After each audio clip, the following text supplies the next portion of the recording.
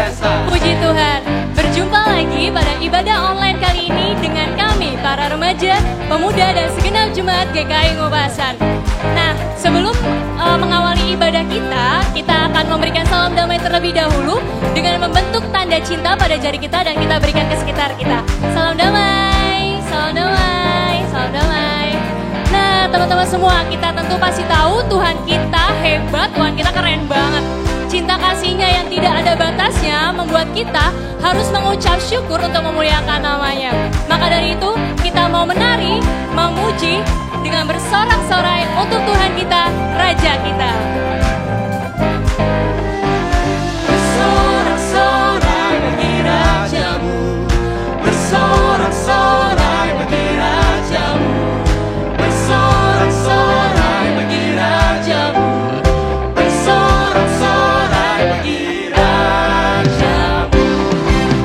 Teman-teman, kita mau memuji nama Tuhan, namanya yang patut untuk dibesarkan, diagungkan karena Dialah Sang Pencipta Cakrawala.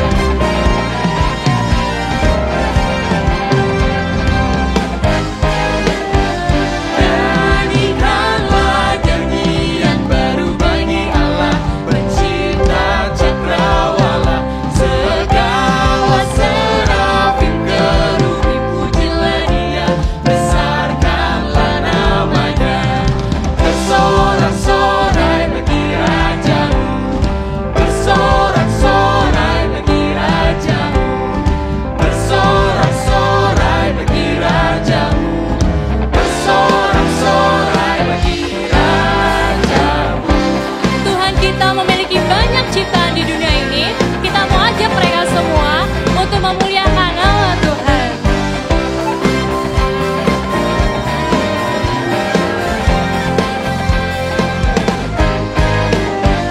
Biar bergemuruh samudra dan isinya, serta isi dunia. Dan biar sungai, gunung, bukit, lembah bertepuk tangan bersama-sama. Bersorak-sorai bagi Rajamu, bersorak-sorai bagi Rajamu, bersorak-sorai bagi Rajamu, bersorak-sorai bagi Rajamu. Terpujilah Allah oleh sebab hikmat-Nya.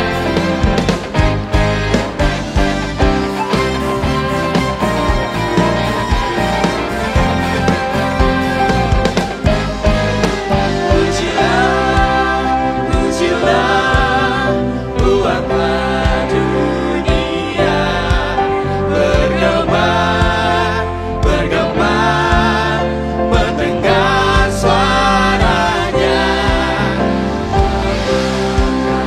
Apakah demi Raja, beri puji padanya, sebab hikmat-Nya. Pujilah, pujilah, buatlah dunia bergembang, bergembang, mendengar suaranya. Apakah mahal demi-Mu Raja, beri puji padanya, sebab hikmat-Nya. Beri puji padanya, sebab hikmat-Nya. Beri puji padanya. Beri puji padanya, sebab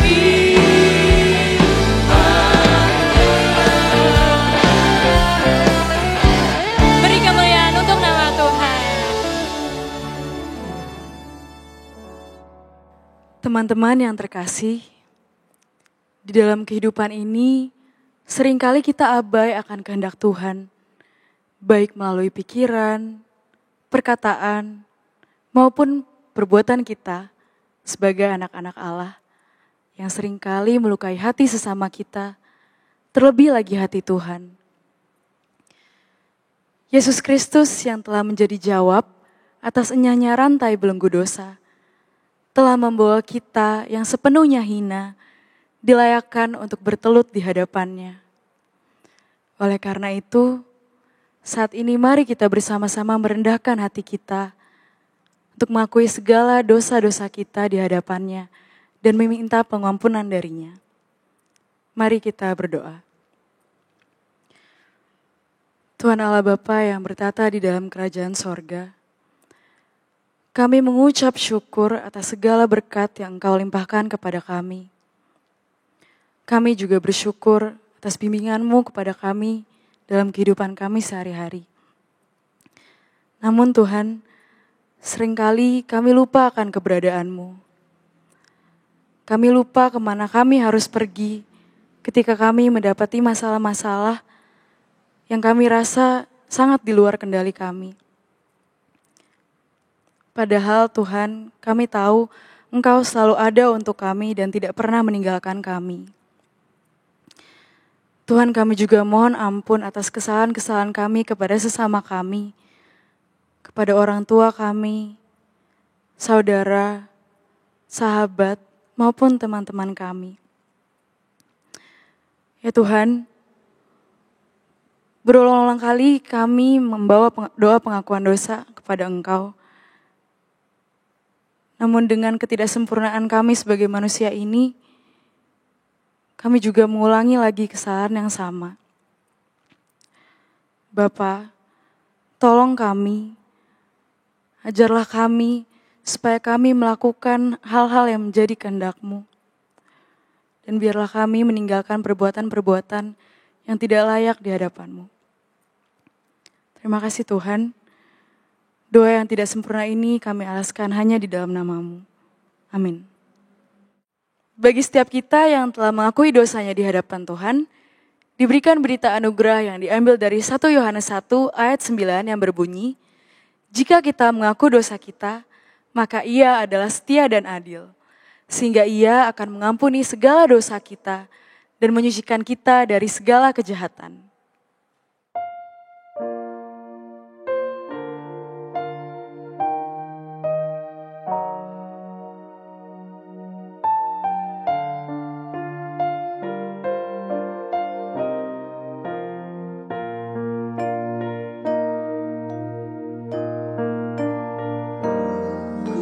Gusti nuntun lampaku lo salah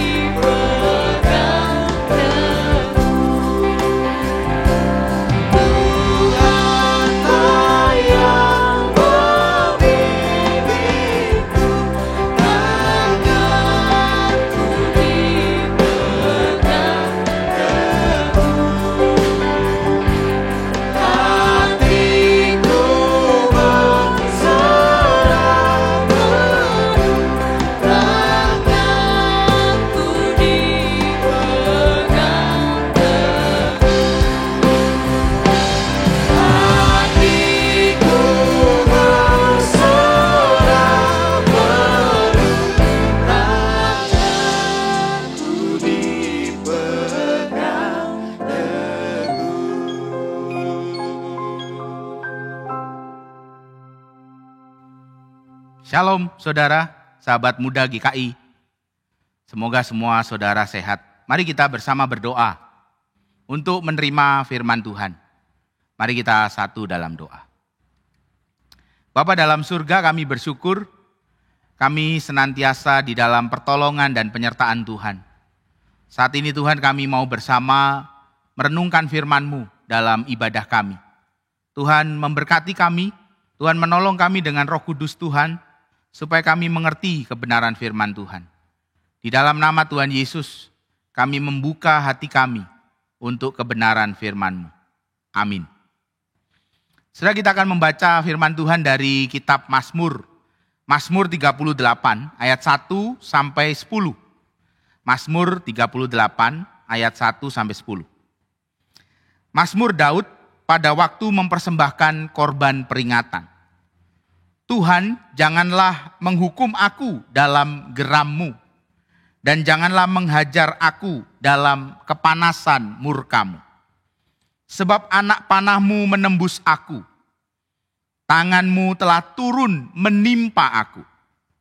Tidak ada yang sehat pada dagingku oleh karena amarah-Mu. Tidak ada yang selamat pada tulang-tulangku oleh karena dosaku. Sebab kesalahanku telah menimpa kepalaku. Semuanya seperti beban berat yang menjadi terlalu berat bagiku. Luka-lukaku berbau busuk, bernanah oleh karena kebodohanku. Aku terbungkuk-bungkuk, sangat tertunduk. Sepanjang hari aku berjalan dengan duka cita. Sebab pinggangku penuh radang, tidak ada yang sehat pada dagingku. Aku kehabisan tenaga dan remuk redam. Aku merintih karena degap-degup jantungku. Tuhan, Engkau mengetahui segala keinginanku, dan keluhku pun tidak tersembunyi bagimu. Semikian jauh pembacaan firman Tuhan. Yang berbahagia adalah saudara, sahabat muda GKI yang senantiasa mendengar dan memelihara firman Tuhan.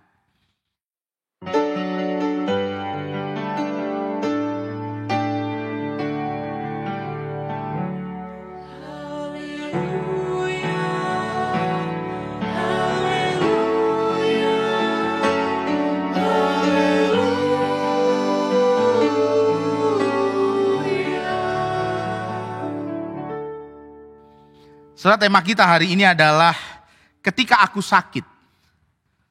Siapa saudara dari kita yang tidak pernah sakit? Tetapi membaca Mazmur 38, kita diajak untuk melihat sebuah rasa sakit yang hebat. Sebuah rasa sakit yang sangat mengerikan. Menurut pembacaan kita dari Mazmur 38, sepertinya sakitnya Daud di dalam Mazmur 38 ini melebihi COVID-19, saudara. Kita tidak tahu, Mazmur 38 tidak mengatakan tentang sakitnya Daud. Tetapi menarik sekali dan mengerikan sekali rasa sakit yang ditanggung oleh Daud. Sampai dikatakan di sana, luka-lukaku berbau busuk, bernanah. Saudara, entah ini sakit apa yang diderita oleh Daud. Tetapi kita diajak untuk belajar dari sikap Daud meresponi rasa sakit dan pergumulan itu. Itu yang menjadi menarik di dalam Mazmur 38. Apakah semua rasa sakit, semua penderitaan dalam hidup ini pasti sesuatu yang negatif? Menurut saya tidak. Mari kita lihat saudara, apakah segala sesuatu yang merupakan rasa sakit dari hidup kita itu sebuah hal yang negatif? Kita diajak untuk melihat bahwa rasa sakit itu sesuatu yang positif. Almarhum Pendeta Eka Dharma Putra berkata bahwa rasa sakit itu sesuatu yang mengingatkan kita, menjadi alarm bagi tubuh kita. Bahwa kita sudah menggunakan tubuh ini berlebihan. Lalu muncul rasa sakit. Bukankah itu sebuah hal yang positif? Sehingga kita tidak kebablasan. Sehingga kita tidak menjadi orang yang berlebihan melakukan segala sesuatu dalam hidup ini.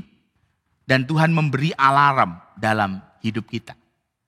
Saudara, penderitaan, rasa sakit adalah sesuatu yang harus kita lihat di dalam kasih Tuhan kepada hidup kita. Seluruh kehidupan saudara mengalami yang namanya rasa sakit. Dan rasa sakit itu ketika diolah dengan baik, direspon dengan baik, akan menjadi sesuatu yang mendewasakan. Kita bisa melihat semua siklus kehidupan, ciptaan itu selalu mengalami rasa sakit. Ulat menjadi kupu-kupu. Ulat memasuki fase kepompong adalah sebuah fase penderitaan. Ulat menjadi kepompong itu memasuki fase rasa sakit. Karena apa saudara? Karena apa yang dulu dijalani, semua yang dulu dihidupi dan dinikmati dalam fase ulat, itu tidak bisa lagi terjadi. Dan di dalam fase kepompong, itu merupakan fase kesunyian, fase kesendirian, fase rasa sakit dan penderitaan. Tetapi setelah fase itu dilewati, apa yang terjadi? Kehidupan dewasa, lahirnya seekor kupu-kupu dengan keindahan di dalamnya. Saudaraku yang dikasihi Tuhan, kaum muda, sahabat muda GKI, kita bisa melihat banyak hal di sekeliling kita, di mana selalu ada fase penderitaan dan fase sakit. Dan itulah yang mau dibawa oleh Daud di dalam Mazmur 38. Ketika dia memasuki fase rasa sakit itu, bahkan rasa sakit itu tidak bisa disebutkan. Daud hanya menggambarkan apa yang dia alami. Bahkan bukan hanya penderitaan secara fisik, bukan hanya penderitaan secara jasmani, tetapi juga secara psikologis, secara emosi. Daud mengalami penderitaan. Bagaimana dia ditinggalkan oleh orang-orang yang selama ini ada di sekitarnya. Ditinggalkan oleh sahabat-sahabatnya. Karena penyakitnya. Dan itu dikatakan di dalam ayatnya yang ke-12. Sahabat-sahabatku dan teman-temanku menyisih karena penyakitku. Dan sanak saudaraku menjauh daripadaku. Sudah membaca Mazmur 38. Kita diajak untuk berefleksi tentang situasi pandemi COVID-19. Bukankah itu yang juga dialami oleh orang-orang yang terpapar COVID-19? Mereka menjadi orang yang merasa kehilangan, merasa ditinggalkan. Tidak ada orang yang bisa mendekat karena penyakit itu. Harus berada di sebuah ruang isolasi tersendiri. Harus disendirikan. Dan itu menjadi rasa sunyi yang luar biasa. Di sanalah Daud mengajar kita bahwa kita butuh Tuhan. Fase penderitaan, bahkan fase yang kemudian membawa kita pada kesunyian, membuat kita berjumpa dengan Tuhan untuk mengalami kedewasaan. Saudara yang dikasihi Tuhan, kita diajak untuk menemukan bahwa fase yang harus kita alami dari fase rasa sakit itu, fase yang terpenting adalah fase kedewasaan. Bagaimana saudara dan saya menjadi dewasa dan menjadi hidup baru karena kita mengalami Tuhan di dalam fase penderitaan itu. Saudara, dikisahkan bahwa dikatakan dalam sebuah penelitian bahkan menunjukkan seekor Raja Wali itu bisa hidup sampai 70 tahun. Tetapi pada satu masa kehidupan seekor Raja Wali, pada usia 40 tahun, maka seekor Raja Wali akan memasuki sebuah fase krisis dalam hidupnya. Di mana paruhnya sudah terlalu bengkok, cakarnya sudah tidak terlalu tajam lagi, bahkan juga bulu-bulunya sudah menebal, sehingga begitu berat dia untuk mengepakkan sayapnya. Itu dialami oleh seekor Raja Wali. Dan ketika dia pada fase itu, ketika dia berumur 40 tahun, padahal dia punya kesempatan untuk hidup sampai 70 tahun. Pada fase itu dia akan terbang tinggi dan dia membuat sarangnya di tebing, Dia tinggal seorang diri, dia tinggal seekor raja wali yang sendirian. Lalu dia akan memulai dengan menghancurkan paruhnya. Menghancurkan paruhnya sampai patah. Sampai kemudian muncul paruh yang baru. Dan ketika paruh yang baru muncul, dia akan hancurkan cakarnya. Ketika cakar-cakarnya, kuku-kuku cakarnya sudah hancur. Mulai bertumbuh, dia hancurkan bulu-bulunya yang tebal. Dan setelah dia melewati itu, diperkirakan 150 hari. Setelah seekor raja wali melewati fase itu, dia bisa hidup 30 tahun lagi. Dengan hidup yang baru, dengan kekuatan yang baru. Saudara, itulah yang juga mau ditunjukkan oleh Mazmur 38. Itulah yang juga mau ditunjukkan di dalam kehidupan kita ketika kita berada dalam fase krisis. Fase rasa sakit, fase penderitaan. Bagaimana kita berproses dengan Tuhan. Melewati fase itu dan menjadi dewasa di dalam kehidupan ini. Saudaraku, sahabat muda, setiap kita punya masa yang demikian. Tetapi jangan pernah takut bahwa Tuhan menghendaki supaya kita jujur kepada Tuhan. Jujur kepada Tuhan di dalam iman kita. Itulah yang terjadi. Dan menurut saya, keterbukaan Daud tentang segala sesuatu yang dia rasakan, kemudian membawa Daud untuk menghampiri Tuhan. Dan ketika Daud menghampiri Tuhan, dia menunjukkan betapa dia membutuhkan Tuhan. Dia yang berdosa, dia orang yang tidak layak, dia datang kepada Tuhan untuk diberi kekuatan yang baru. Saudara, sakit penyakit bukanlah hukuman Tuhan. Tetapi di dalam rasa sakit yang kita alami, kita mesti menyadari bahwa kita butuh Tuhan. Kita mesti mengungkapkan apa yang menjadi iman kita. Ada pertanyaan-pertanyaan iman di dalam krisis itu, membuat kita semakin mengalami Tuhan lebih dan lebih lagi. Seperti Ayub, saudara. Ayub ketika dia mengalami segala pergumulan, sakit, penyakit yang hebat, seluruh hartanya habis, seluruh keluarganya. Ketika Ayub mengalami semua itu, apa yang kemudian dikatakan Ayub di akhir perjalanan melewati masa krisis itu? Ayub berkata, dulu aku mengenal Tuhan dari apa yang dikatakan orang. Tetapi sekarang aku mengenal Tuhan dari apa yang aku alami sendiri. Saudara, belajarlah melewati masa sulit dan pergumulan.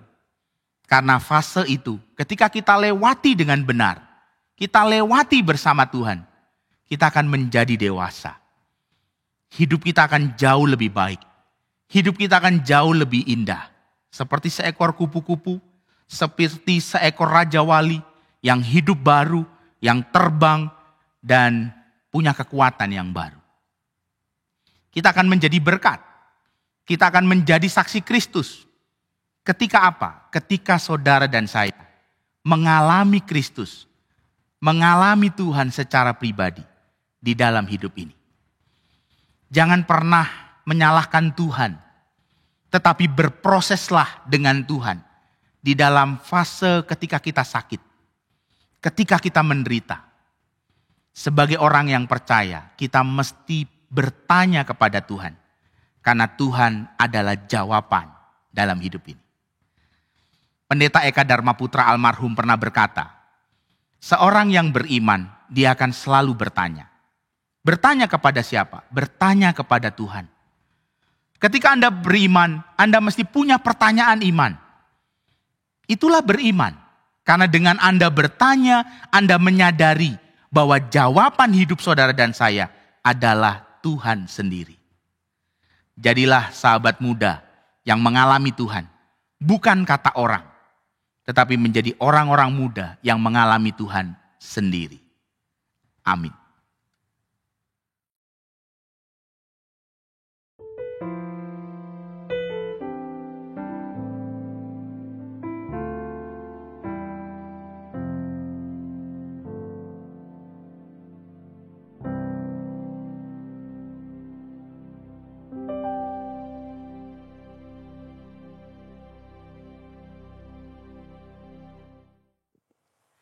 Marilah kita mengikrarkan pengakuan iman rasuli kita yang berbunyi demikian. Aku percaya kepada Allah, Bapa yang Maha Kuasa, Khalik langit dan bumi, dan kepada Yesus Kristus anaknya yang tunggal Tuhan kita, yang dikandung dari Roh Kudus, lahir dari anak darah Maria, yang merintah sengsara di bawah pemerintahan Pontius Pilatus, disalibkan, mati dan dikuburkan, turun dalam kerajaan maut.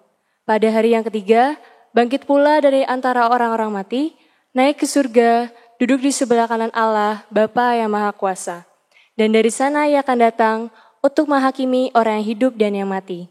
Aku percaya kepada Roh Kudus, gereja yang kudus dan am, persekutuan orang kudus, pengampunan dosa, kebangkitan orang mati, dan hidup yang kekal. Amin. Mari saudara kita satu dalam doa, kita naikkan doa syafaat kita. Mari kita berdoa.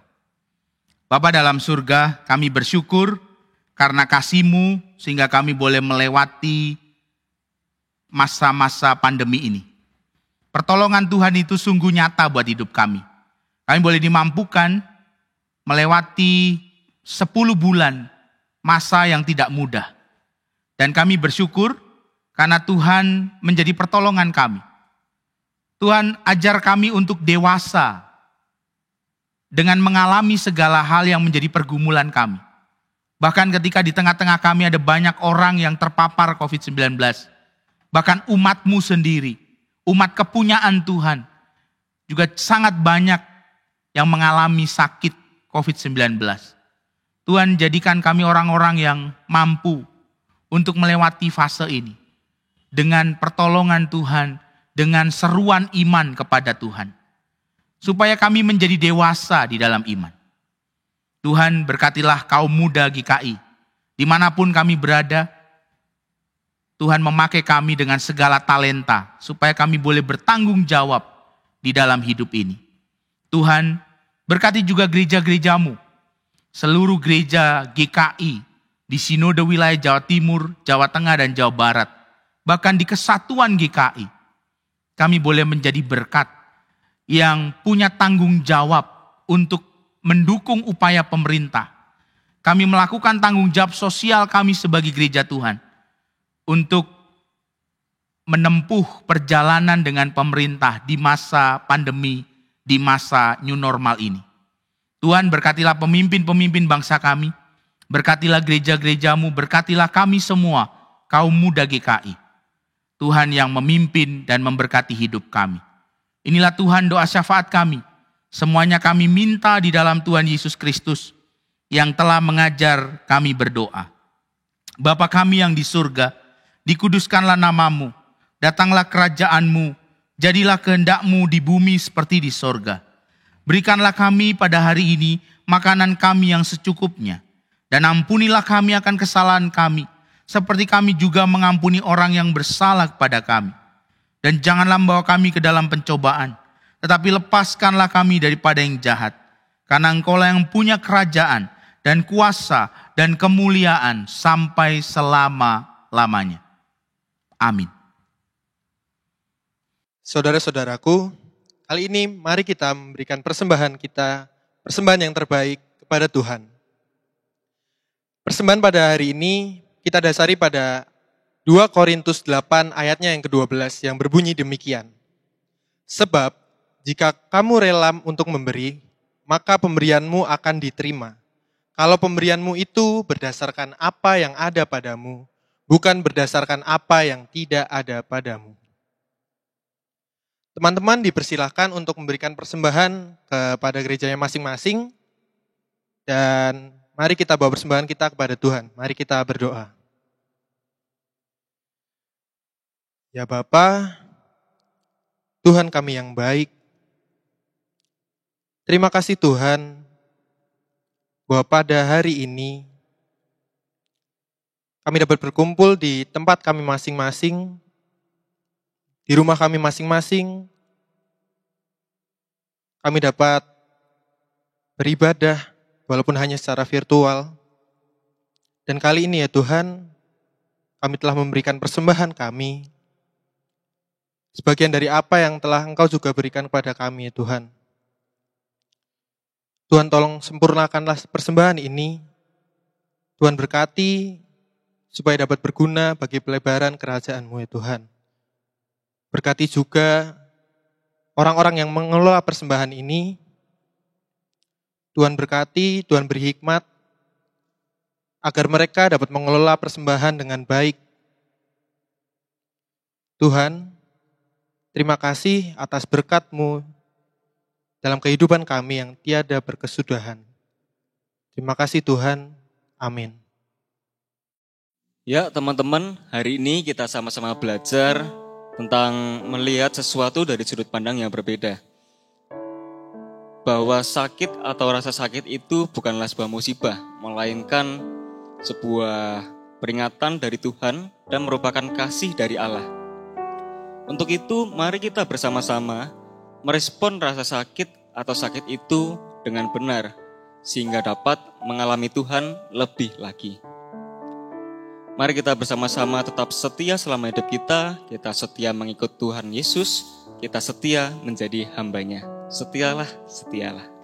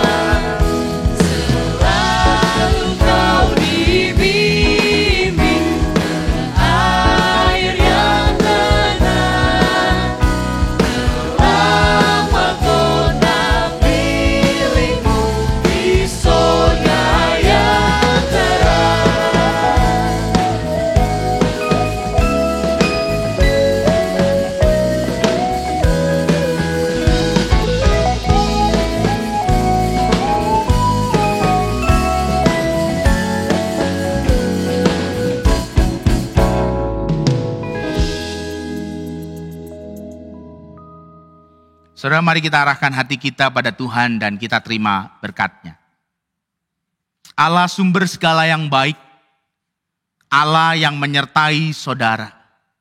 Damai sejahtera di dalam Tuhan Yesus Kristus yang melampaui akal, menguatkan iman saudara.